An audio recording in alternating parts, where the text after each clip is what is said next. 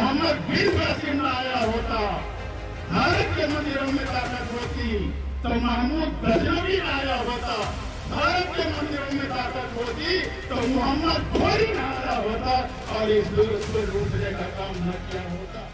राणा सांगा पर दिए गए बयान के बाद से करनी सेना और बीजेपी सपा को घेर रही है। सपा सांसद रामजीलाल सुमन की ओर से दिए गए राणा सांगा पर बयान के बाद अब सपा के राष्ट्रीय महासचिव इंद्रजीत सरोज के बयान पर सियासी भूचाल ही आ गया। दरअसल सपा के राष्ट्रीय महासचिव और माजनपुर से विधायक इंद्रजीत सरोज का विवादित बयान सोशल मीडिया पर खूब ज्यादा वायरल होने लगा। उन्होंने कहा कि हमें नकली हिंदू बनाकर हमारे वोट का सौदा किया जाता है। कुछ लोग सत्ता की गद्दी लेकर हेलीकॉप्टर से घूमते हैं और राम का नारा लगाकर जनता को गुमराह करते हैं। बवाल अभी थमा नहीं कि अब इनका बयान सोशल मीडिया पर वायरल होने लगा है। अब आप ही सुनिए और कमेंट बॉक्स पे बताइए। जब ये रचना की गई थी, चाहे रामायण की महर्षि वाल्मीकि जी की, चाहे महाभारत की, और एक और है रचना जो है, और महाभारत और एक और है जो वेद व्यास ने और लिखा है, गीता की रचना हो, चाहे महाभारत की रचना हो, चाहे वाल्मीकि कृत रामायण की रचना हो, चाहे रामचरित मानस की रचना हो, उस समय भारत में शूद्रों को पढ़ने का अधिकार नहीं था। सही बता रहे, उस समय भारत में शूद्रों को पढ़ने का अधिकार नहीं था। आप पढ़ लिख नहीं सकते थे। अगर आप पढ़ने की कोशिश करेंगे तो आपकी आंखें फोड़ दी जाएंगी। आप सुनने की कोशिश करेंगे तो शीशा पिघला के कान में डाल दिया जाएगा। अगर जीभ से आप उच्चारण करेंगे तो जीभ आपकी काट ली जाएगी। ये व्यवस्था थी भारत के अंदर। मैं गलत नहीं बोल रहा, भारत के अंदर एक व्यवस्था थी साथियों। जाए सार्वजनिक रास्तों में चलने की हमें इजाजत नहीं थी। कोई भी शूद्र समाज का आदमी अगर सार्वजनिक रास्ते पर चलेगा तो गले में हंडिया बांध के चलेगा, थूकेगा तो दिन भर हंडिया में थूकेगा, फिर मिट्टी को खोद के उस हंडिया को गाड़ेगा। नहीं किसी समण का पैर पर जाएगा तो अपवित्र हो जाएगा। अब तुम्हें किस्सा कहानी लग रही होगी जो है, अब किस्सा कहानी लग रही हो तो अभी एक पिक्चर जारी हुई है महात्मा ज्योतिबा राव फूले, उसे देख लेना। महात्मा ज्योतिबा राव फूले पिक्चर जारी हुई है, उसे देख लेना अगर मैं गलत कहता हूं। यही सारी व्यवस्थाओं के विषय में उसे दिखाया गया है जो भारतीय जनता पार्टी के लोगों को बुरा लग रहा है। इस देश के अंदर कमर में झाड़ू बांध के चलना पड़ता था कि जहां तुम बैठो बाद में उठो तो निशान मिटाए दो।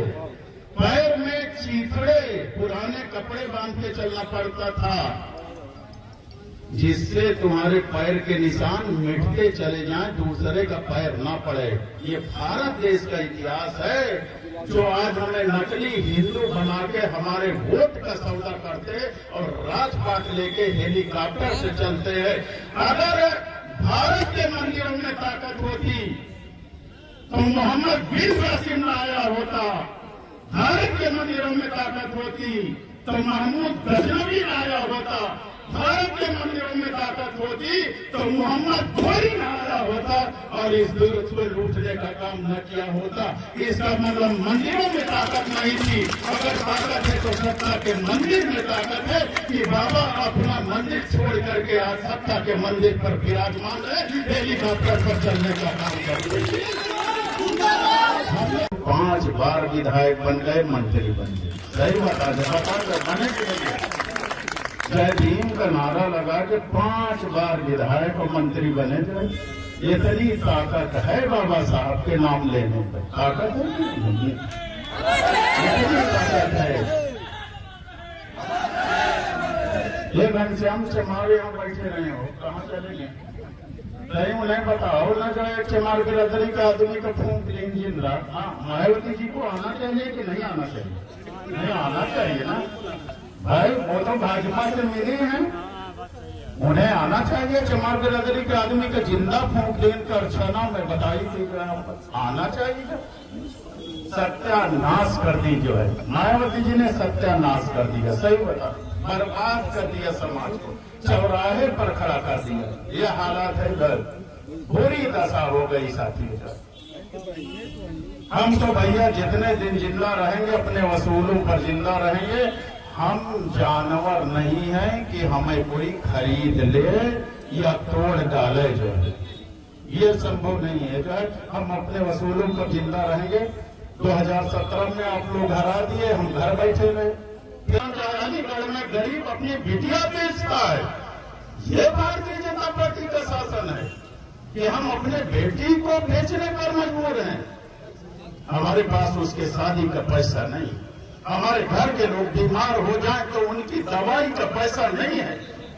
ईमानदारी से आप बताओ, क्या सरकारी अस्पतालों में कोई दवा मिलती है? कहते हैं मारत रहो पीटत रहो तब ही तो रहते, ढोल का जितना पीटियो उतने अच्छा शोर निकलेगा। तुलसीदास बता रहे, ये तुलसीदास जी ने लिख दिया। कर मैं जरा आ रहा हूँ, मेरा कहने का मतलब क्या है। हमें लिख दिया, अधम जाति में शिक्षा पाए भयम यथा अहि दूध पिलाए।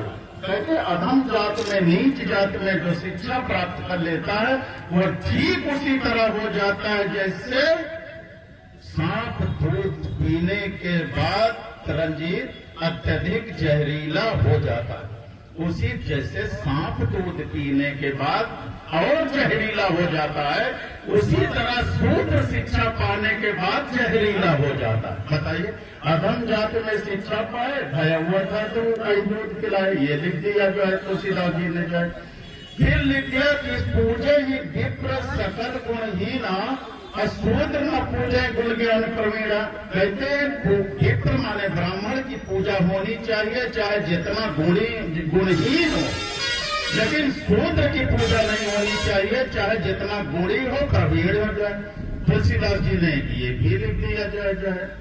बताइए जो है, तो ये बताइए, हमारा सवाल ये है कि हम नकली हिंदुओं के लिए तो तुलसीदास जी ने इतना कुछ लिख दिया, लेकिन ये मुसलमानों के लिए कहीं नहीं लिखे भला बुरा भाई जो है। भाई मुसलमानों के विषय में तो भला बुरा लिखना चाहिए, नहीं लिखे जो है। तुलसीदास जी की हिम्मत नहीं पड़ी अकबर के समय में लिखने के लिए, सही बता रहे। हम नकली हिंदुओं के लिए तो लिख दिए जो है, भर भर के गालियां लिख दिए और उसी को हम लोग पढ़ते रहते हैं।